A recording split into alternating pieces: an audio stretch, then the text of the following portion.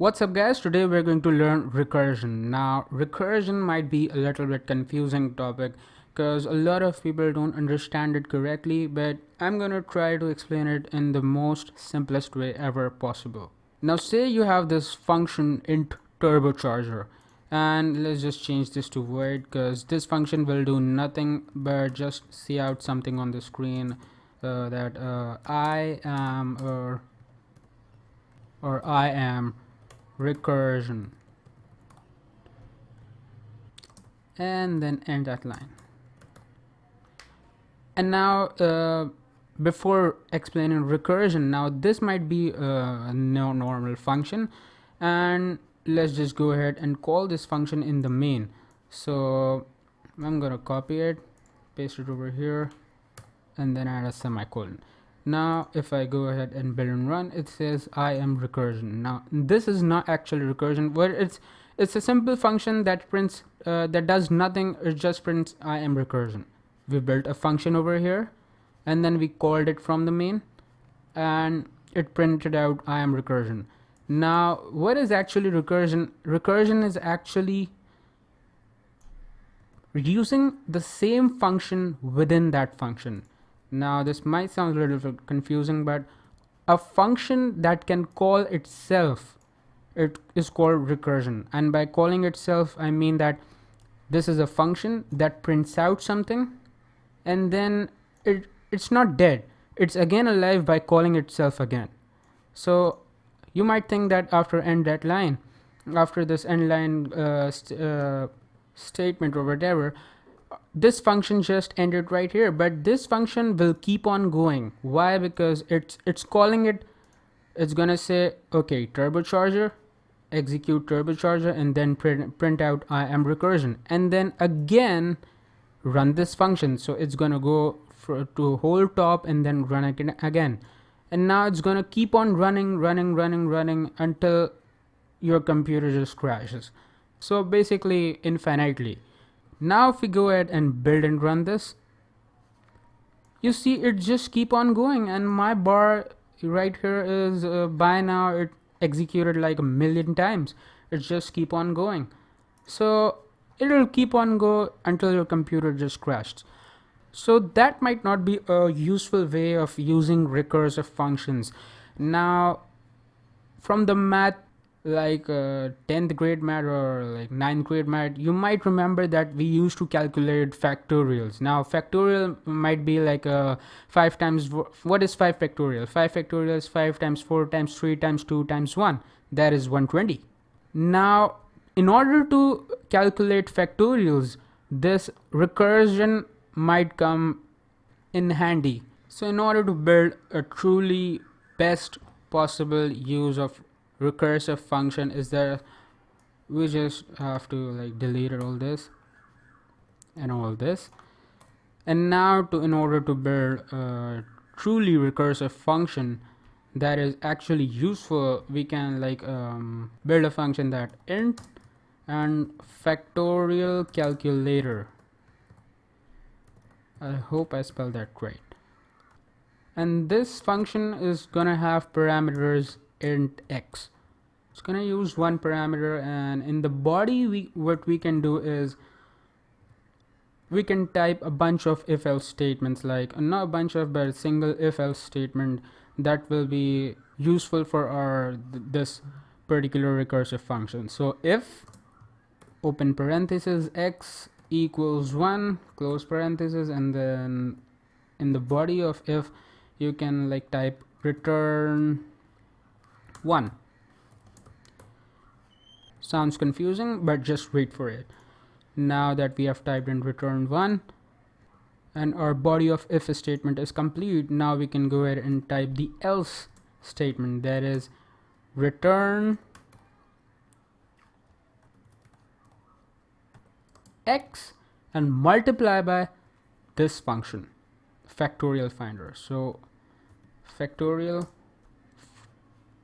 calculator or factorial finder, or whatever you can call. So parameters would be x minus 1, and then add a semicolon to that.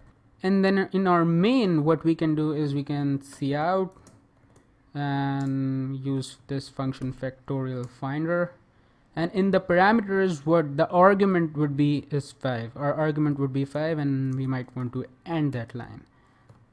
Don't forget the semicolon. So again, from the previous tutorials, this is your parameter and this is your argument. And now that we have built our truly working recursive function that is actually useful, so what it's going to do, it's going to calculate the value or the factorial value of 5. So 5 factorial is 120, and what we go and build and run, it says 120. Now what is actually happening behind the scenes? A lot of confusion might be popping in your head. So in order to clear that confusion, I've built a little presentation for you. Now what it was doing, it took this parameter and passed it in 5, and then it said if x, which is 5, is equals to 1, then return 1. However, x is not equals to 1, so it skips this block of code and then it goes to the next block of code, that is the else block of code. So in the else block of code, it says, okay, I'm going to return, and by return we mean store. So it's going to store x, the value of x, and then this multiplication sign. So the value of x was we have 5 over here. In the first iteration, the value of x is 5, and by iteration I mean cycle, so don't just get confused with iteration. So in the first cycle, it says, okay, I'm gonna take 5 and multiply, and then after that it goes up to and it just call this function again. It is not multiplying 5 with 4. Now 5 minus 1 is 4.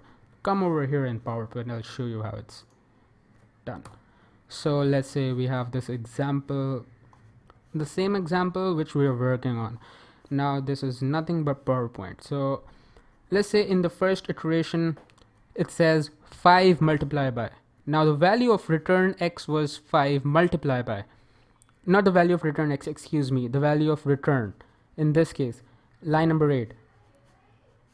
The value of return is 5 multiplied by, and then it calls this function again with the new parameters, that is 5 minus 1, that is 4.